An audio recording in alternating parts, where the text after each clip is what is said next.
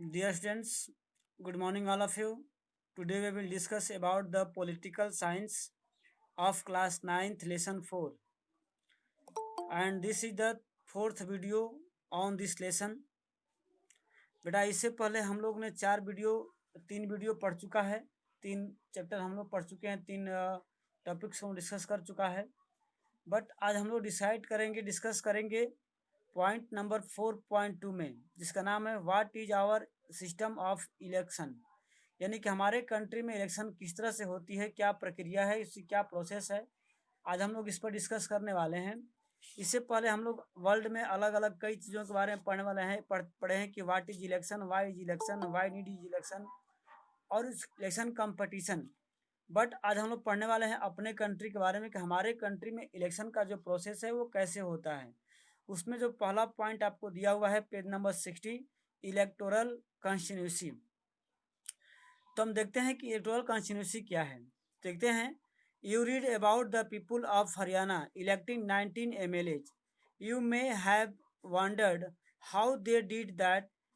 Did every person in Haryana vote for all the 19 MLAs? You perhaps know that this is not the case. In our country, we follow an area-based system of representation. The country is divided into different areas for purpose of election. These area are called electoral constituency. देखिए, सबसे बड़ी बात समझने वाली है कि electoral constituency क्या होता है। तो बेटा, according to the election purpose our country divided many parts, okay, और this part is known as the electoral constituency. That means हम समझने का प्रयास करेंगे कि जिस तरह से हमारा गांव, हमारा पंचायत, हमारा मतलब जिला, या फिर हमारा जो कह सकते हैं कंट्री, जैसे कई भागों में डिवाइड हुआ है। जैसे मान लो कि हमारे कंट्री में कई सारे स्टेट हैं, राज्य हैं, 28 स्टेट्स हैं।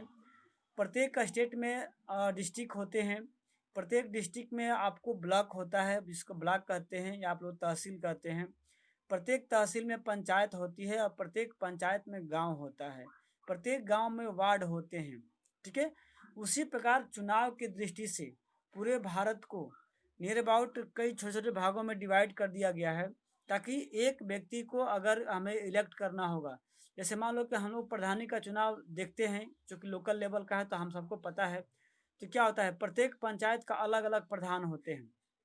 तो हमारे गांव में कई लोग, पंचायत में कई गांव आते हैं या डिस्ट्रिक्ट में कई पंचायतें आती हैं, तो क्या करते हैं, हम जिस पंचायत से बिलोंग करते हैं उसी पंचायत के लिए हम वोट देते हैं प्रधान के लिए।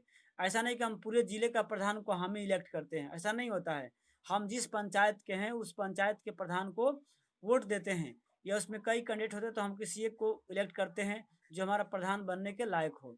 उसी प्रकार MP का वोट होता है, यानी कि मेंबर ऑफ पार्लियामेंट का वोट होता है, या MLA का होता है, मेंबर ऑफ लेजिस्लेटिव असेंबली, को विधानसभा कहते हैं, ठीक है। या उसको बोलते हैं लोकसभा बोलते हैं। तो लोकसभा या विधानसभा के क्षेत्र से हमारे कंट्री को छोटे छोटे कई पार्टों में डिवाइड कर दिया जाता है, उसे बोलते हैं electoral constituency, okay.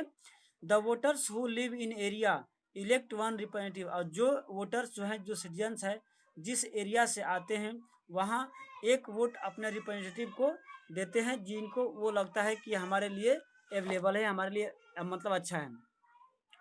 For Lok Sabha election the country is divided into 543 constituency. देखिए, लोकसभा के अकॉर्डिंग जो है हमारा पूरा देश 543 कॉन्स्टिट्यूंसियों में डिवाइड है, जबकि विधानसभा के लिए अलग अलग स्टेट का अलग अलग होता है, ठीक है। जैसे आपके उत्तर प्रदेश जो है वहाँ पर 80 कॉन्स्टिट्यूंसी है, उसी प्रकार बिहार में 40 है। अलग अलग स्टेट का आप पढ़ेंगे कि कितने एरिया में डिवाइडेड है, कितने पार्ट्स में डिवाइडेड है, according to the vote, according to the MLA election. तो आपको अलग अलग स्टेट का अलग अलग होगा। बट हम बात करते हैं कंट्री में, जब लोकसभा की इलेक्शन होती है, मेंबर ऑफ पार्लियामेंट होती है, तो उसके अकॉर्डिंग हमारा कंट्री जो है 543 पार्ट में डिवाइडेड है, okay. The representative elect from each constituency is called the member of parliament और MP। और इस लोकसभा के चुनाव में जो 543 कॉन्स्टिट्यूंसी होती है उसमें कई सारे कैंडिडेट इलेक्शन कंटेस्ट करते हैं, बट सभी कॉन्स्टिट्यूंसी से एक ही लोग क्या करते हैं, विन करते हैं। जैसे प्रधानी का चुनाव होता है तो एक पंचायत में कई सारे लोग इलेक्शन लड़ते हैं प्रधान के लिए, लेकिन क्या होता है उसमें से कोई एक ही व्यक्ति प्रधान के लिए चुनाव को विन करता है, कंटेस्ट जीतता है। उसी प्रकार मेंबर ऑफ पार्लियामेंट के इलेक्शन में जो अलग अलग हमारे 543 कॉन्स्टिट्यूंसी है उसमें से एक लोग इलेक्ट होते हैं, उसे क्या बोलते हैं, मेंबर ऑफ पार्लियामेंट या एमपी बोलते हैं, उसको बोलते हैं सांसद। उसे क्या बोलते हैं हिंदी में, सांसद बोलते हैं, जो संसद भवन में बैठते हैं और रूल रेगुलेशन को मतलब रूल बनाते हैं या फिर नए रूल को अमेंडमेंट करते हैं। Okay, one of the features of democratic election that every vote should have equal right. यहाँ पर एक बात करिए कि डेमोक्रेटिक इलेक्शन का सबसे इम्पोर्टेंट पॉइंट यह है कि प्रत्येक व्यक्तियों के वोट का वैल्यू इक्वल होता है।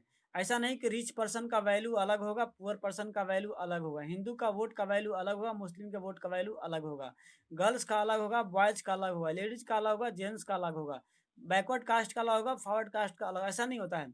हमारे कंट्री में यही एक गुड फीचर्स है कि चाहे वो व्यक्ति किसी भी तरह से डिफरेंट है, चाहे वो आपको सोशली, इकोनॉमिकली, रेसली, सबका वोट का वैल्यू क्या होता है, बराबर होता है, इक्वल होता है, और सभी लोगों को एक वोट देने के ही राइट होता है। ऐसा नहीं कि बहुत मैं बड़ा रिच पर्सन हूँ तो मैं 5 वोट डालूंगा, कोई पुअर पर्सन है तो 1 वोट डालेगा, ऐसा नहीं होता है। Okay, all person have equal right to equal vote and all vote have equal value. Okay बेटा, आपको मेरी आवाज जा रही है ना?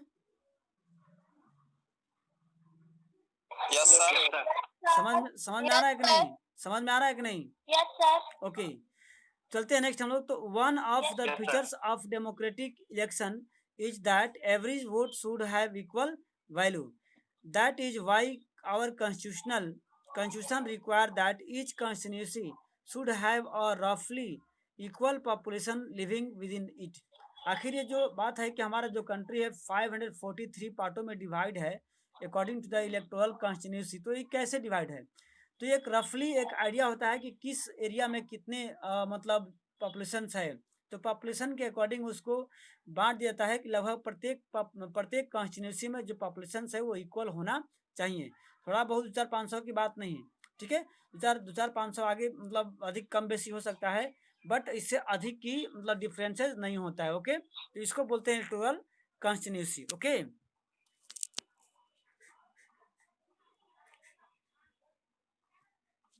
आगे चलते हैं, देखते हैं हम लोग। Similarly each state is divided into the specific number of assembly constituency. उसी प्रकार प्रत्येक राज्य भी उसमें विधानसभा के चुनाव के अकॉर्डिंग वो भी डिवाइड होता है, जिसमें प्रत्येक का अलग अलग अपना एरिया होता है। ओके, तो आगे देखते हैं। In this case the elected representative is called the member of legislative assembly और एमएलए। और जो राज्य जो चुनाव होती है विधानसभा की, यानी चुनाव होती है जो सीएम बनाने के लिए, उस इलेक्शन को बोलते हैं एमएलए, या जो विधानसभा इलेक्शन बोलते हैं उसको, उस मेंबर को बोलते हैं MLA, member of legislative assembly. Okay, और each parliamentary constituency has within it several assembly constituency. The same principle applies for the panchayat and municipal election. उसी प्रकार पंचायत में भी अपना आपका जो जिला होता है, आपका डिस्ट्रिक्ट होता है, उसमें कई सारे पंचायत डिवाइड होते हैं, प्रत्येक पंचायत के लिए इलेक्शंस होते हैं और प्रत्येक पंचायत से एक एक प्रधान जो है इलेक्ट होते हैं। उसी प्रकार म्यूनसिपलिटी, जहाँ शहर होता है, टाउन एरिया होता है, वहाँ पर म्यूनसिपलिटी होता है, म्यूनसिपल कॉर्पोरेशन होता है, जहाँ चेयरमैन, या फिर बड़े बड़े महानगरों में जहाँ म्यूनसिपल कॉर्पोरेशन होता है वहाँ पर मेयर की इलेक्शन होती है। ओके, ईच विलेज और town was divided into several wards that are like constituency. और हमारे विलेज में, पंचायत में वार्ड डिवाइड होता है, जो प्रत्येक वार्ड के लोग क्या करते हैं, अपने अपने वार्ड का एक वार्ड मेंबर भी इलेक्ट करते हैं, और वे लोग एक प्रधान की भी चुनाव, या टाउन में जो है चेयरमैन के भी वोट के लिए जो इलेक्शन करते हैं। Okay, each ward elects the one member of the village और the urban local body. Sometime these constituency are counted as seat. और इसी में इस कॉन्स्टिट्यूंसी को बोलते हैं सीट। आप सुने होंगे कि उत्तर प्रदेश में कितना सीट है, या फिर पूरे कंट्री में कितना सीट है, इस तरह से आप लोग सुने होते हैं। ठीक, तो उसको सीट भी बोलते हैं। कॉन्स्टिट्यूंसी को कितना सीट है यानी कितना कॉन्स्टिट्यूंसी में डिवाइड है। when we say that लोक दल ओन 60 सीट, जैसे कि आपने पढ़ा था पिछले टॉपिक में, फर्स्ट वीडियो में, कि जो हरियाणा में जो लोक दल था वो अकेले ही 60 सीट पर विजय प्राप्त की थी, यानी कि 60 सीट को विन की थी। तो सीट क्या है, यानी कि पूरे हरियाणा में 90 कॉन्स्टिट्यूंसी थी और 90 कॉन्स्टिट्यूंसी में 60 कॉन्स्टिट्यूंसी पर अकेले क्या था, लोक दल के जो लीडर्स हैं वो वोट विन किए थे। ठीक है। एंड दस लोक दल had 60 MLA in the state assembly. इस प्रकार लोक दल ने पूरे हरियाणा में 60 कॉन्स्टिट्यूंसी से क्या की थी, वोट को विन की थी। ओके बेटा, चलते हम नेक्स्ट पे देखते हैं रिजर्व कॉन्स्टिट्यूंसी क्या होता है। आप लोगों ने सुना होगा रिजर्व सीट के बारे में सुना होगा। वह उसमें अगर रिजर्व, यहाँ से रिजर्वेशन सीट है, सीट रिजर्व है। रिजर्व का मतलब क्या होता है कि वो कॉन्स्टिट्यूंसी जहाँ पर रिजर्वेशन की बात आप लोग सुनते हैं, इसका मतलब कि वो कॉन्स्टिट्यूंसी वहाँ से जो इलेक्शन जो कंटेस्ट करने वाली बात होती है, तो वहाँ किसी खास सोशल ग्रुप के लोगों के लिए होता है कि इस सीट से, यानी कि इस कॉन्स्टिट्यूंसी से केवल इसी वर्ग के लोग, इसी क्लास के लोग, इसी जात के लोग खड़े हो सकते हैं, अदर कास्ट के लोग वहाँ खड़े नहीं हो सकते हैं। आप देखोगे पंचायतों में भी क्या होता है कि प्रधान का इलेक्शन के लिए जो सीट्स होते हैं वो रिजर्व आते हैं, तो वुमेन केवल चुनाव जो है कंटेस्ट कर सकती है। तो वैसे एरिया, वैसा सीट, वैसा कॉन्स्टिट्यूंसी जहाँ पर खड़े होने वाले या इलेक्शन कंटेस्ट करने वाले कैंडिडेट के लिए जो कुछ क्राइटेरिया होता है, यहाँ पर केवल वुमेन ही कंटेस्ट कर सकती हैं, यहाँ पर केवल बैकवर्ड ही कंटेस्ट कर सकते हैं, यहाँ पर केवल एससी ही कंटेस्ट कर सकते हैं, यहाँ पर केवल ओबीसी ही कंटेस्ट कर सकते हैं। तो ऐसे कॉन्स्टिट्यूंसी को क्या बोलते हैं, रिजर्व कॉन्स्टिट्यूंसी, यानी कि आरक्षित सीट बोलते हैं इसको, जहाँ से अदर कास्ट के लोग, जिसके लिए वो सीट नहीं होता है, वो चुनाव वहाँ से कंटेस्ट नहीं कर सकते हैं। तो ऐसे सीट क्या बोलते हैं लोग, रिजर्व कॉन्स्टिट्यूंसी बोलते हैं। देखते हैं हम लोग पेज नंबर 62 को। तो our constitution entitles every citizen to elect her और his representative and to be elected as a representative, यानी कि हमारे संविधान में सभी लोगों को यह अधिकार दिया गया है कि सभी लोग, चाहे वो पुरुष हो या महिला हो, चाहे वो किसी भी कास्ट के हो, किसी भी धर्म के हों, उनको नागरिकता अगर प्राप्त है तो वो किसी को भी अपना लीडर इलेक्ट कर सकते हैं या खुद ही इलेक्शन में कंटेस्ट कर सकते हैं, चुनाव लड़ सकते हैं। However we are worried that is an open electoral competition, certain weaker section may not stand a good chance to get elected to the Lok Sabha and the State Assembly। ऐसा देखा गया कि इलेक्शन कंपटीशन इस ढंग से हो रहा है, जो जिसके पास पैसा रहेगा, जिसके पास पावर रहेगा, वही बार बार इलेक्शन को कंटेस्ट कर सकता है, बाकी लोग नहीं कर सकते हैं। इसीलिए इस समस्या को निदान करने के लिए हमारे संविधान निर्माताओं ने ऐसी फैसिलिटी कर दी कि समाज के हर एक व्यक्तियों को अवसर मिलेगा वो इलेक्शन को कंटेस्ट करने के लिए। Okay,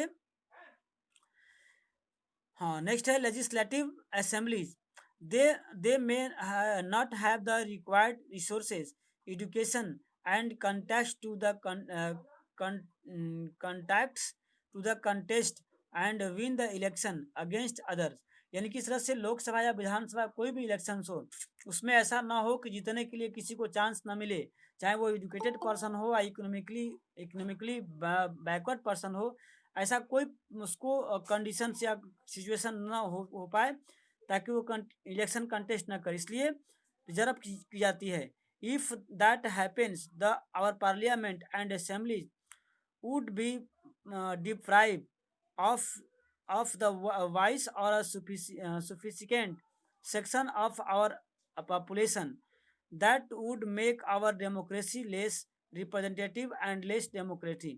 So the maker of our constitution taught a special system of reserve constituency for the weaker section, यानी कि इसीलिए हमारे संविधान निर्माताओं ने इस समस्या से निजात पाने के लिए कि हमारे समाज के, हमारे कंट्री के सभी लोग, चाहे वो इकोनॉमिकली पुअर हो या इकोनॉमिकली रिच हो, बैकवर्ड हो या फॉरवर्ड हो, एससी हो या एसटी हो या फिर जनरल हो, सभी लोगों को वोट में कंटेस्ट करने का, इलेक्शन में वोट देने का राइट हो, सबको इलेक्शन में कंटेस्ट जीतने का, चुनाव लड़ने का अधिकार हो। इसीलिए क्या किया गया है, कुछ सीटों को रिजर्वेशन करने की बात कही गई है, यानी कुछ सीटों को रिजर्व कर दी जाती है। Some constituencies are reserved for the people who belong to scheduled caste (SC) and scheduled tribe (ST). In a SC reservation constituency, only someone someone who belongs to the scheduled caste can stand for election. Similarly, only those belonging to the scheduled tribes can contest an election from the constituency reserved for ST. यानी कि इसीलिए हमारे seat हमारे country में AC और ST के लिए seat जो है रिजर्व कर जाता है, और जहां जिस कास्ट के लिए सीट रिजर्व की जाती है केवल उसी कास्ट या उसी कैटेगरी के लोग इलेक्शन जो है कंटेस्ट कर सकते हैं, अदर कास्ट की या कैटेगरी के लोग वहां से इलेक्शन कंटेस्ट नहीं कर सकते हैं। Currently in the Lok Sabha 84 seat are reserve for the scheduled caste and 74 for the scheduled tribes. देखिए हमारे कंट्री में सितंबर 2012 के अकॉर्डिंग 84 सीट जो है रिजर्व की गई है एससी के लिए, यानी कि शेड्यूल्ड कास्ट के लिए, ठीक है, पिछड़ी जातियों के लिए, और 74 सीट रिजर्व किया गया शेड्यूल्ड ट्राइब्स, जो कि शेड्यूल्ड ट्राइब यानी कि एसटी जिसको बोलते हैं, उसके लिए रिजर्व की गई है पूरे कंट्री में। ओके, कि उस सीट पर केवल एसटी और एससी के ही कैंडिडेट जो है चुनाव लड़ सकते हैं, अदर कैंडिडेट चुनाव नहीं लड़ सकते हैं।